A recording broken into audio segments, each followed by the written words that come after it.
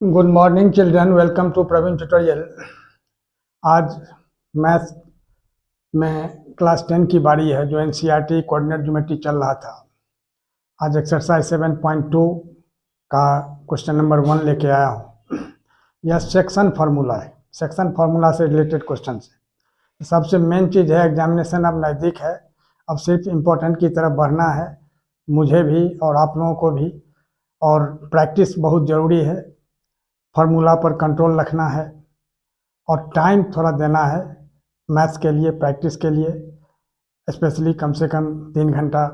और time management जो है वो भी बहुत ज़रूरी है, क्योंकि घड़ी से टाइम ले लीजिए आप 3 घंटा का, और इसके बाद जो है कोई सैम्पल पेपर उठाइए और सैम्पल पेपर बनाना चालू कीजिए। देखिए 3 घंटा 3.5 घंटा में आपका कितना सॉल्व हो पा रहा है। हो सकता है 2-3 ठो क्वेश्चन छूटे, फिर नेक्स्ट डे जो है सो अगला 3 घंटा लेकर के फिर अगला क्वेश्चन पेपर सॉल्व कीजिए। इस तरह से क्या होगा, आपका टाइम मैनेजमेंट हो जाएगा और फिर किसी तरह की परेशानी और दिक्कत नहीं आएगी।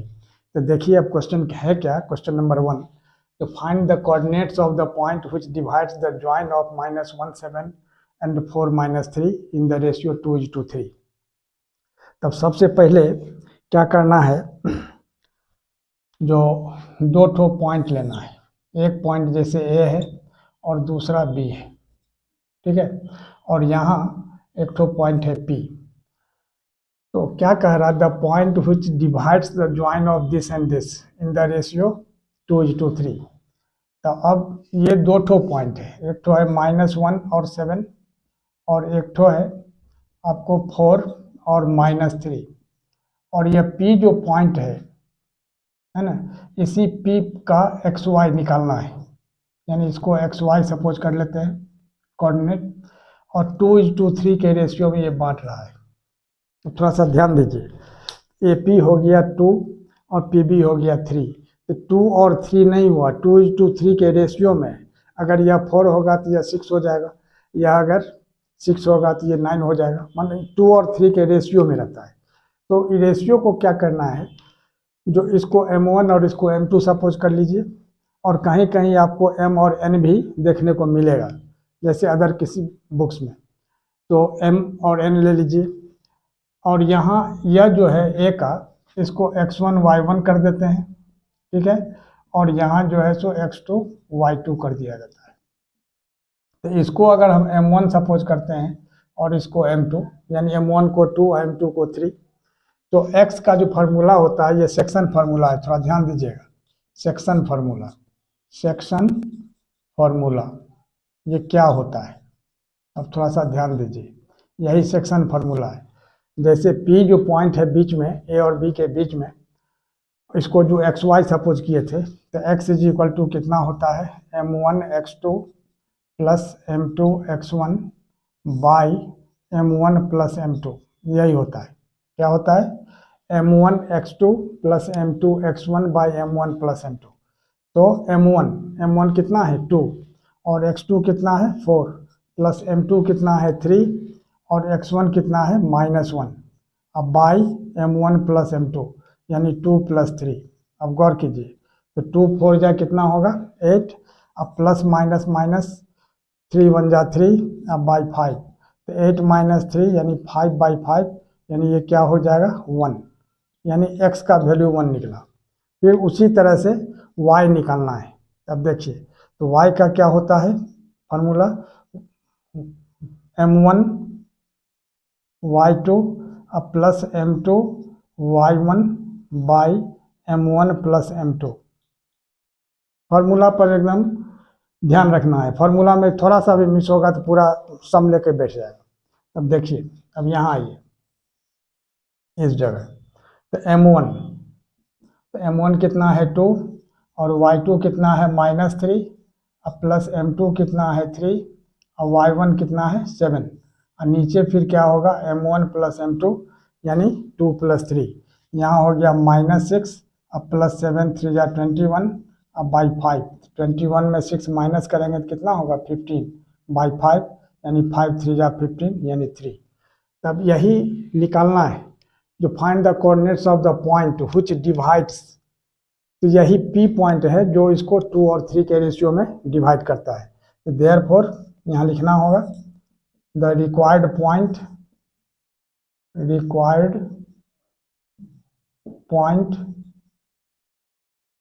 इज इक्वल टू P, और P को क्या लिया गया है XY, यानी क्या होगा X कितना निकला था 1 और Y कितना निकला था 3।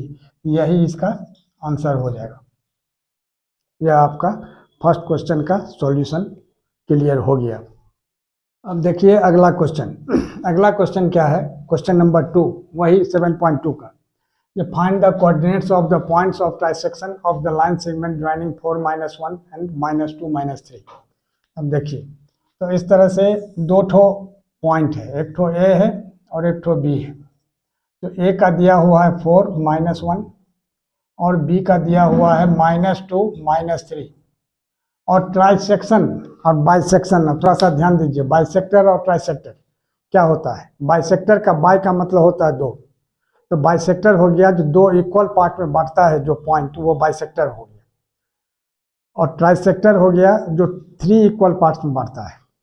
तो यह AB जो है इसमें दिया हुआ है ट्राइसेक्शन। यहाँ देखिए मेन पॉइंट यहाँ ट्राइसेक्शन का है।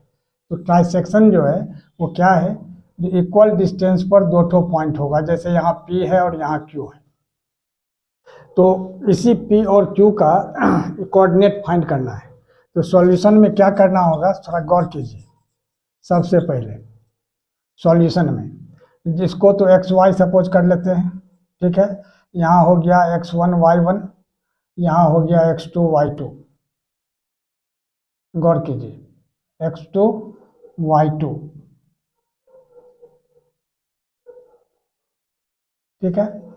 अब ये XY, अब यहाँ देखना है जो ट्राइसेक्शन है, यानी एक पार्ट ये है, दूसरा ये है, तीसरा ये है।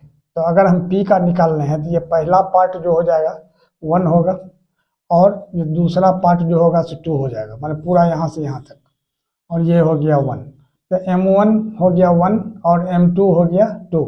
तो इससे जो ट्राइसेक्शन का फार्मूला लास्ट वीडियो में मैं बताया था, उसी फार्मूला से इसको निकालना है। तो P जो हो गया से XY हो गया। अब गौर कीजिए, तो X इज इक्वल टू क्या होगा M1 X2।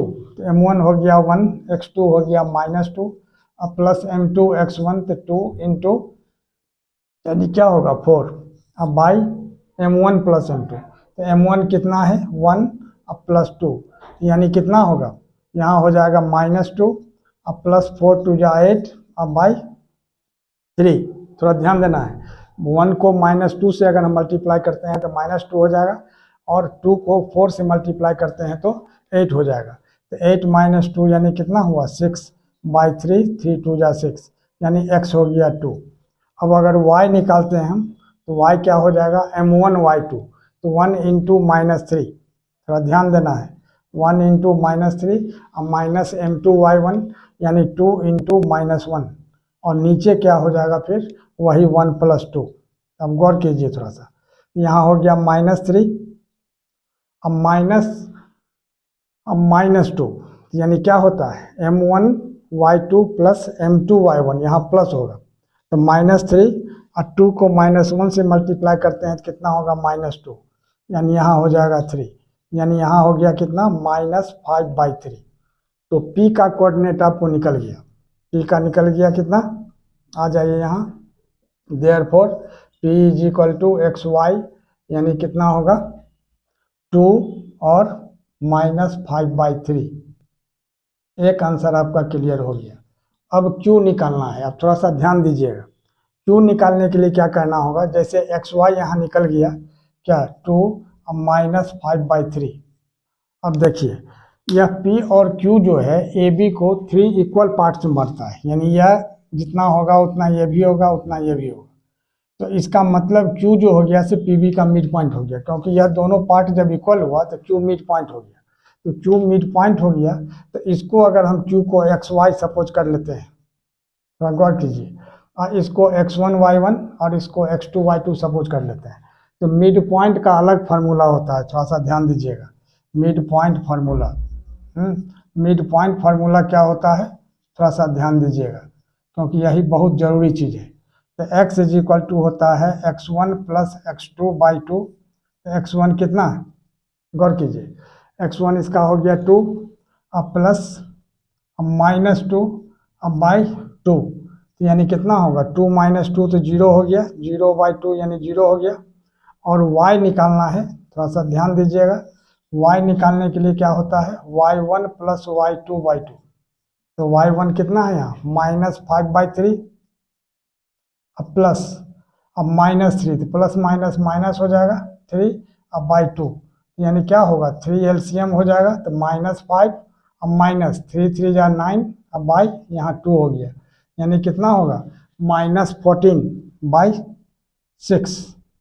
इसको कैंसिल करते हैं तो 2 3 जा 6 और 2 7 जा 14, यानी क्या होगा, -7/3। तो Q का पॉइंट क्या होगा, देयरफॉर